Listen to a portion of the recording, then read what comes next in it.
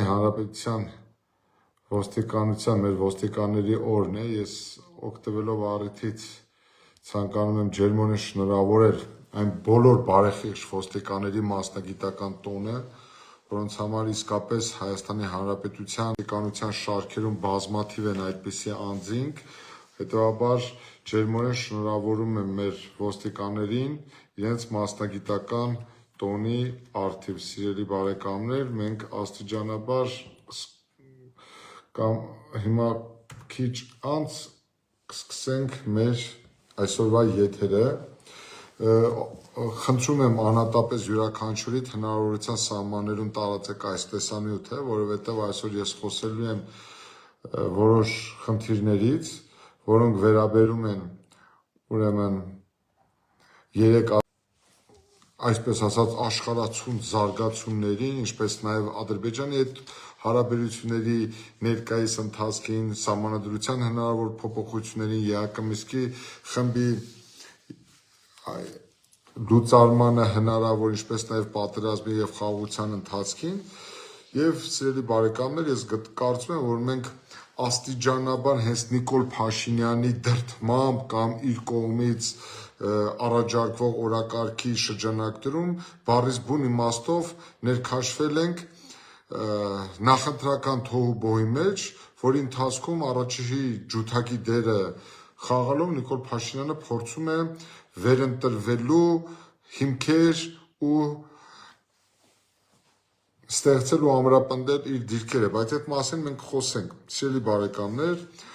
ես ուզում եմ ձեզ տեղյակ պահել, ովքեր որ չեն դիտել, երեկ Նիկոլ Փաշինյանը ելույթ է ունեցել ազգային ժողովում հանդես գալով ծավալուն զեկույցով, որի ընթացքում խոսել է իր կառավարության նախորդ տարիների արձանագրած շլացուցիչ արդյունքների մասին, 2024 թվականի բյուջեի կատարողականի մասին, իրենց կառավարության 2021-26 թվականների ընթացքում արձանագրված ուրեմն հաջողությունների մասին եւ արձանագրել է, որ սիրելի բարեկամներ, որ միայն 2024 թվականին Հայաստանի պետական բյուջե մուտք է եղել 3.3 միլիարդ դոլար եւ ընդ որում հարկ է համարել Նիկոլ Փաշինյանը արձանագրել, որ իր իշխանության գալուց մինչև առ այս պահը 2018-2024 թվականներին Հայաստանի Հանրապետության պետական բյուջեն ավելացել է 4.2 միլիարդ դոլարով, այսինքն ըստ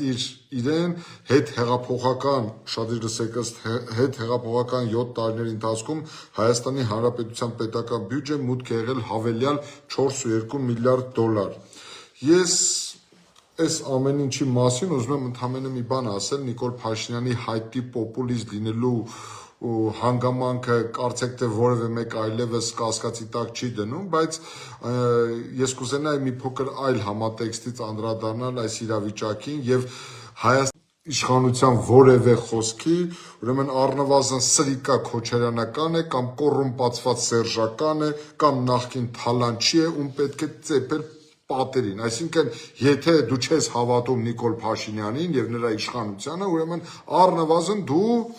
նախկին սրիկա ես, քոչարյանական ես, սերժական ես կամ ծախված քոչարյանական ու սերժական ես։ Ու եթե սիրելի բարեկամներ, խնդրում ուշադրություն դարձրեք, եթե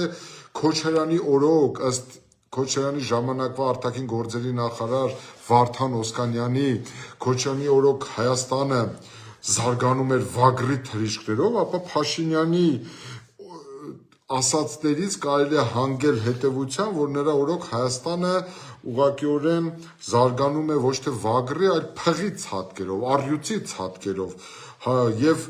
այնպիսի համոզմունքով ըստ Փաշինյանի, որ այս զարգացման տեմպերի դեպքում 2050 թվականին Հայաստանը պետք է ունենա 25 օլիմպիական չեմպիոն, իսկ ֆուտբոլի Հայաստանի հավաքականը պետք է դառնա առնվազն աշխարհի կամ Եվրոպայի առաջնության մրցանակակիր։ Այստեղ չես կարող չհիշել տարածվեն մի քանի օր առաջ տեղի ունեցած խայտառակ արդյունքը Հայաստան-Վրաստան ֆուտբոլային խաղի, երբ արձանագրեցինք 9-1 երկու խաղերի արդյունքով խայտառակ նվաստացուցիչ արդյունք։ Իսկ ամենակարևոր խոստմանը, որին մենք պետք է հավատանք, ըստ Փաշինյանի այն է, որ 2050 թվականին Հայաստանը պետք է ունենա 5 միլիոն բնակչություն։ Սա է Փաշինյանի խոստումների եւ իրական Հայաստանի պատկերը, ու մենք պետք է հասկանանք, որ այս իրավիճակում Փաշինյանի երեկվա խոսքը որքանով է համարժեք այն կառավարմանը վերջի 7 տարիների, որը իրականացվում է Փաշինյանի եւ նրա ղեկավարած քաղաքական թիմի կողմից։ Եվ այս ֆոնի վրա, սիրելի բարեկամներ, ես ուզում եմ հռետորական եւ ուղղակիորեն հերրակա կարգով դիմել իրեն։ Դու 7 տարի չես կարողանում Ամուլսարի խնդիրը լուծես։ Ի վերջո որոշես Ամուլսարը շահագործվելու է թե ոչ։ Նրա շահագործումը ձեռնատու է Հայաստանի Հանրապետությանը թե ոչ, վնասակար է թե ոչ, բայց հրաշալի կերպով կարողանում ես ճակերտավոր իհարկե, հրաշալի կերպով կարողանում ես լուծել Հայաստան-Ադրբեջան հարաբերությունները, Հայաստան-Թուրքիա հարաբերությունները, Հայաստան աշխարհաքաղաքական կենտրոնների միջև առաջացած խնդիրները, Հայաստանի եւ Ադրբեջանի միջև սահմանազատման ու սահմանագծման խնդիրը, կոմոդ այդ խնդիրները ավելի բարդագույն խնդիրները լուծելը ավելի հեշտ է փաստորեն ձեզ մոտ, քան Ամուլսարի շահագործումը 7 տարի, խնդրում եմ, սա ֆիքսենք, հարգելի բարեկամներ։ Այս առումով, սիրելի բարեկամներ, իսկ իրականում ես ուզում եմ, որ դուք ֆիքսեք Հայաստանի պետական պարտքը Նիկոլ Փաշինյանի օրոք վերջին 7 տարիների ընթացքում 6.5 միլիարդից հասել է 12 միլիարդը գերազանցող թվի, այսինքն այլ կերպ ասած, այս իշխանության կառավարման օրոք Հայաստանի պետական պարտքը կրկնակի աճել է, սիրելի բարեկամներ։ Երեկվա Փաշինյանի զեկույցի մեխը կամ աղը կամ առանցքը ապօրինի ծագում ունեցող գույքի բռնագանձման օրենքի շրջանակներում իր բնորոշմամբ հայտնի թալանչիներից ու կոռուպցիոնիստներից բռնագանձված գումարի չափն է եւ այդ օրենքի փիլիսոփայության մասին անընդհատ հիշատակումն էր, նույնիսկ բանը հասավ նրան, որ ընդգծում է, որ հետեւյալը, որ ասում է ժողովուրդ ջան, ասում է, բա այս 4.2 միլիարդ ԱՄՆ դոլարին համարժեք պետական բյուջեի արկայությունը պոզով պոչովել որտեղից է, բա թալանի վերադարձը ինչպես է լինում։ Այսինքն Նիկոլ Փաշինյանը տեսեք ինչ է ենթագիտակցորեն խոստովանում, սիրելի բարեկամներ, որ ըստ նրա 7 տարվա ընթացքում ՀՀ պետական բյուջեի ավելացումը բացառապես պայմանավորված է թալանչիներից վերադարձված գումարով, այսինքն 7 տարվա մեջ հայ ժողովուրդ, դուք չեք աշխատել, որևէ հավելյալ արժեք չեք ստեղծել, որևէ եկամուտ չեք ստեղծել, պետական բյուջեի մեծացման առումով դուք որևէ դերակատարություն ու նշանակություն կամ ազդեցություն չեք ունեցել։ Հայաստանի Հանրապետության ներկայիս պետական բյուջեն, որը մեր ժողովրդի սեփականությունն է, ըստ Նիկոլ Փաշինյանի, վերջի 7 տարում 4.2 միլիարդ դոլարով ավելացել է բացառապես նախկիներից վերադարձված թալանի արդյունքում։ Հայ ժողովուրդը վերջի 7 տարիների ընթացքում չի աշխատել։ Ընդ որում այստեղ գիտեք ինչ, ես հիմա քիչ անց այդ հռետորական հարցերը կբարձրացնեմ, դուք վերլուծության կատարեք ինքներդ ձեզ համար եւ դուք հետեւությունների հանգեք, սիրելի բարեկամներ։ Այստեղ են ասել,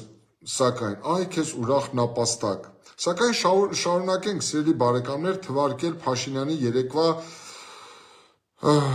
աշխարհացույց հայտարարությունները։ Ասում եմ, պետք է խոստովանեմ Փաշինյանը, որ մեր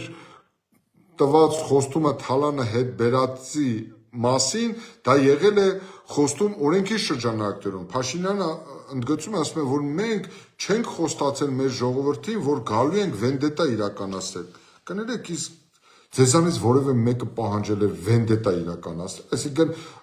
արյան վրեժի խնդիր ստեղծել Հայաստանի Հանրապետությունում, որովհետև վենդետա հենց բառից բուն իմաստով նշանակում է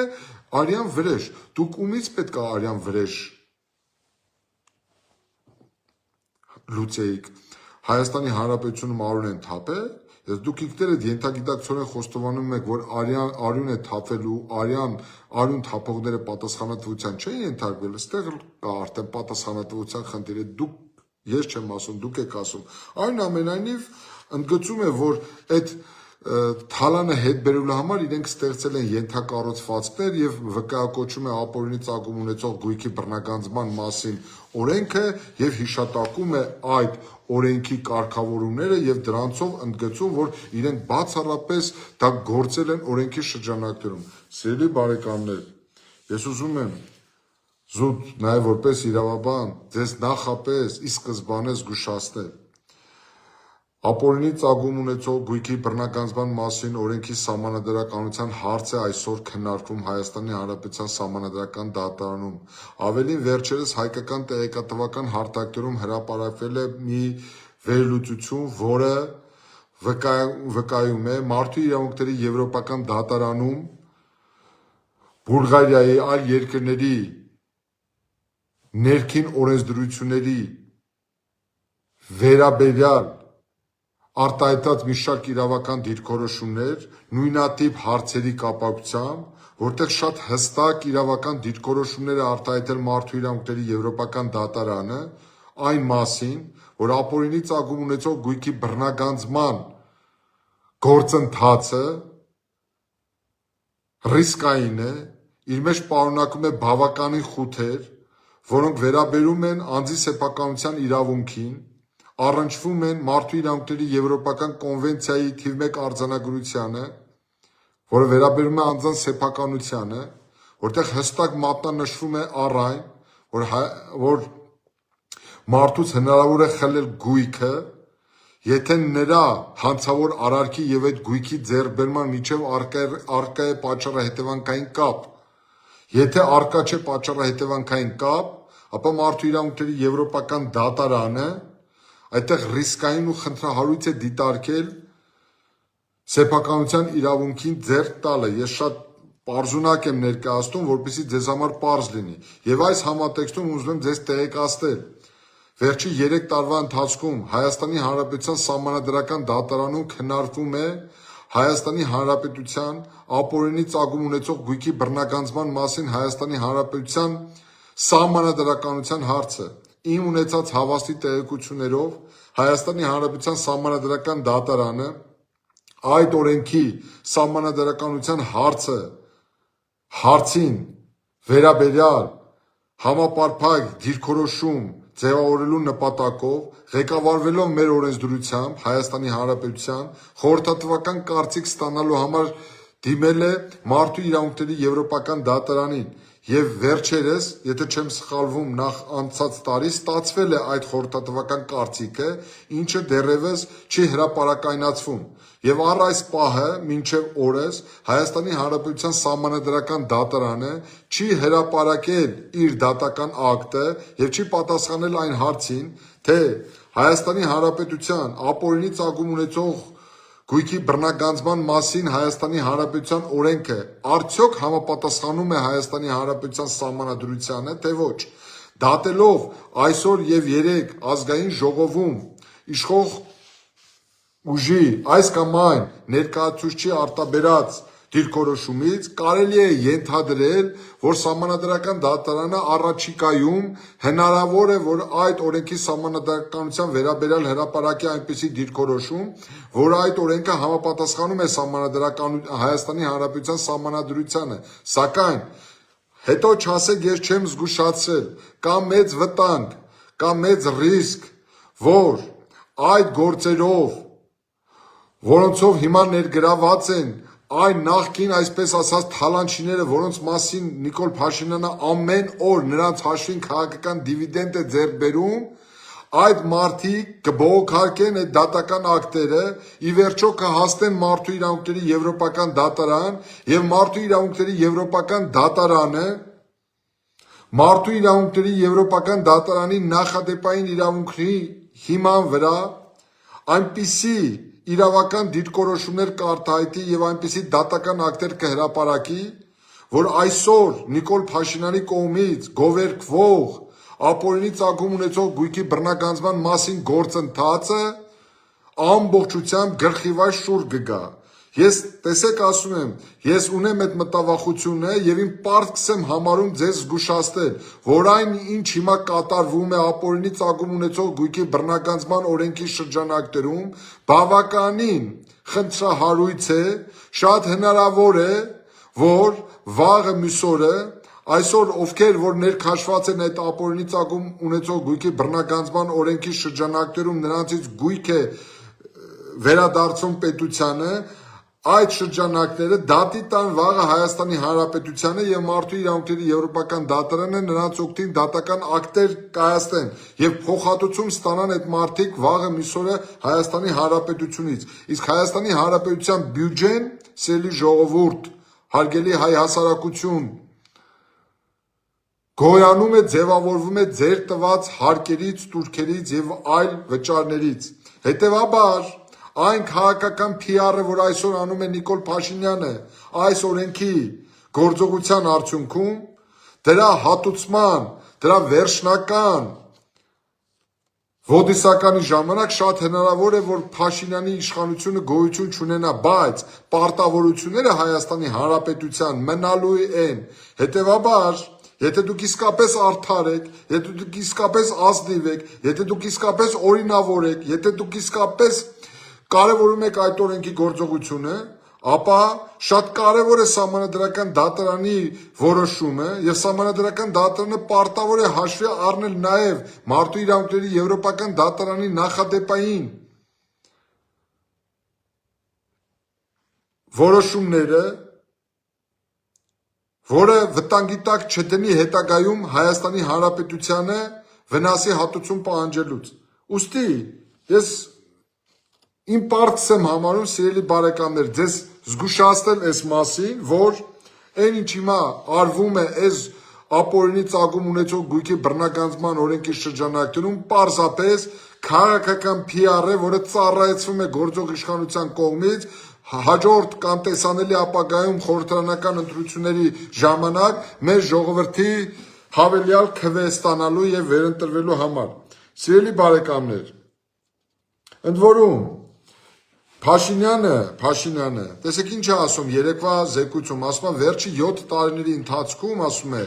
մենք մեր կառավարման արդյունքում Հայաստանի Հանրապետության տնտեսությունը աճել է ոչ ավել ոչ պակաս 43.5%։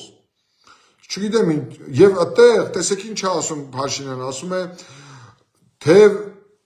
այն հանգամանքին, որ կորոնավիրուս էր, պատերազմ էր, հետպատերազմյան ճգնաժամ էր, ասում է նույնիսկ այդ պայմաններում մենք տքնաջան աշխատանք ենք իրականացրել, որի արդյունքում ապահովել են 43.5% տնտեսական աճ։ Այստեղ չգիտես լաց թե խնդաց, բայց վերադառնալով Փաշինյանի երեկվա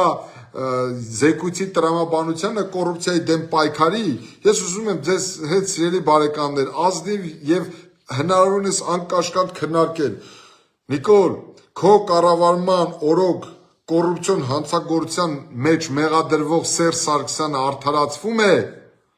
իսկ Արմեն Աշոտյանը, նույն Սերժ Սարգսյանի տեղակալը, շարունակում է դատվել։ Ու հիմա դուք ինքներդ վերլուծեք, հարգելի ՀՀԿ-ականներ ու հարգելի ՔՊ-ականներ ու հարգելի ժողովուրդ, իսկապես ծիծաղելի է, չէ՞։ Շատերը արդարացնում են Նիկոլին, որ խեղճ Նիկոլն ինչ անի, որ Հայաստանի ամենակոռումպացված ընտանիքի անդամին դատարանը արդարացնում է։ Հասկանում եք իսկապես խեղճ Նիկոլը ինչ անի, սիրելի ժողովուրդ։ Կարելի է ենթադրել, որ այդ դատավորն է նաև Թալանչի, որ արդարացրել են Սերժ Սարգսյանին։ Իսկ եթե լուրջ, պետք է հասկանալ հետևյալը։ Արդեն ի սկզբանե կանխատեսելի էր, որ Սերժ Սարգսյանը Նիկոլ Փաշինյանի ղեկավարած Հայաստանում արդարացվելու է։ Եթե Ռոբերտ Քոչարյանը Նիկոլ Փաշինյանի կառավարած Հայաստանում արդարացվելու է։ Սիրելի բարեկամներ, չեմ ուզում ձեզ շատ այս առումով ծանրացնել, բայց ես ուզում եմ ընդգծել հետևյալը. կարելի է վստահաբար պնդել, որ Հայաստանի Հանրապետությունում Սերժ Սարգսյանի կառավարման օրոք մեծագույն հանցագործն ու կոռուպցիոները եղել է միայն ու միայն Արմեն Աշոտյանը։ Մնացած բոլոր անձին, բոլորը կամ արդարացվում են, կամ վաղեմության ժամկետներով քրեական պատասխանատվությունից ազատվում են, կամ որևէ ձևով խուսափում են քրեական պատասխանատվությունից։ Հետևաբար մեր ժողովուրդը եթե արդարացիորեն մեղադրել է Ռոբերտ Քոչարյանին ու Սերժ Սարգսյանին քրեա օլիգարխի կոռումպացված համակարգ Հայաստանի Հանրապետությունում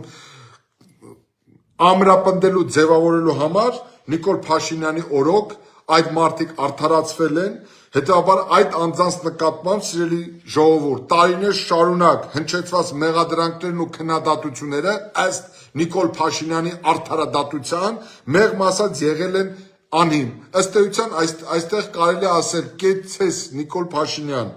Հնարավոր չէ երախտագիտության խոսքեր չասել մի մարդու հասցեին, ով բացեց հայ ժողովրդի աչքերը, որի գործունեության արդյունքում պարզ դարձավ, որ նախկին իշխանություններից եւ որևէ մեկը հանցագործություն չի կատարել։ Ընդ որում սա Նիկոլ Փաշինյանի գործունեության արդյունքն է, սիրելի բարեկամներ։ Պարզապես կարելի է ընդամենը ապշել ու զայրանալ, որ մեր անշնորհակալ ու ապերախտ ժողովուրդը չի գնահատում Նիկոլ Փաշինյանին ու չի տեսել այդ մարդկանց անվերեր գործունեությունը։ Բայց այստեղ ուզում եմ թվարկել որոշ մարդկանց ու հիշեցնել Նիկոլ Փաշինյանին։